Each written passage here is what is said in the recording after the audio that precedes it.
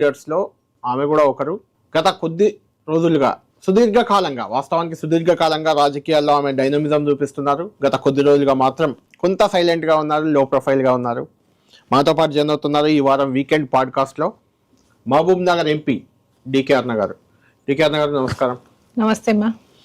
ఎక్కడో బీజేపీ విజయాలు సాధించడం, బీహార్లోనో ఇంకెక్కడో విజయాలు సాధిస్తే ఇక్కడ బీజేపీ కార్యాలయంలో నానా సందడి, నానా హంగామా ఉంటుంది. కానీ తెలంగాణలో ఎన్నికల్లో మీకు ఒకసారి కొంచెం ముందుకు పోయినట్టే కనిపిస్తుంది, మళ్ళీ వెనుకకు వస్తుంది బీజేపీ. తెలంగాణలో బీజేపీ భవిష్యత్ ఏంటి? ఫస్ట్ క్వశ్చన్, ఎందుకంటే నిన్ననే ఎన్నికలు అయ్యాయి బీహార్, జూబ్లీహిల్స్ కాబట్టి అడుగుతున్నాను. ఏం చెప్తారు?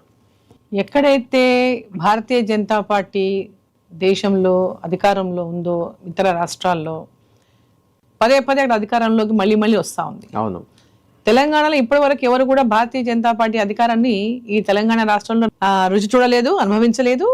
యునైటెడ్ ఆంధ్రప్రదేశ్లో కూడా అవకాశం రాలేదు. ఇప్పుడు తెలంగాణ రాష్ట్రంలో ప్రస్తుతం అంతా కూడా ఉన్నటువంటి వాతావరణంలో కనుక చూస్తే తెలంగాణ ప్రజలు కూడా అధికారం ఇది రేపు భవిష్యత్తులో రాబోయేటటువంటి ఎన్నికలు, 2 years అయిపోతుంది and almost 2 years next month complete అవుతుంది. ఇంకో 3 years ఉంటుంది మాక్సిమం.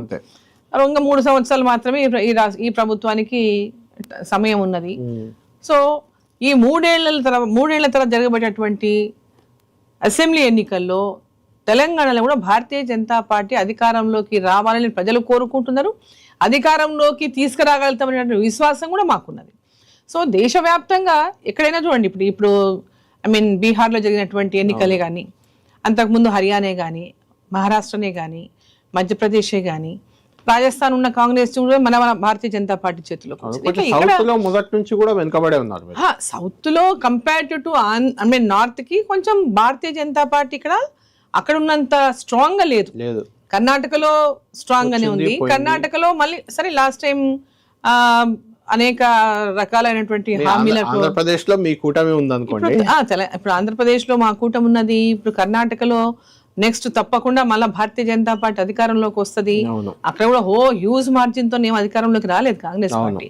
సో అనేకమైనటువంటి ఇట్లా 5 guarantees అనేటటువంటి ఒక నినాదంతో కొన్ని భారతీయ జనతా పార్టీలో కొన్ని జరిగినటువంటి పరిణామాలతో వాళ్ళ అధికారంలోకి వచ్చింది అక్కడ. అంటే ఏంటి డికే గారు, అంటే మీరు గత పార్లమెంట్ ఎన్నికలు మొన్న కాకుండా అంతకుముందు పార్లమెంట్ ఎన్నికల ముందే బీజేపీకి వచ్చారు. అప్పటి నుంచి చాలా దగ్గర నుంచి బీజేపీని చూస్తూ వస్తున్నారు. నేషనల్ లెవెల్లో మోడీ, అమిత్ షా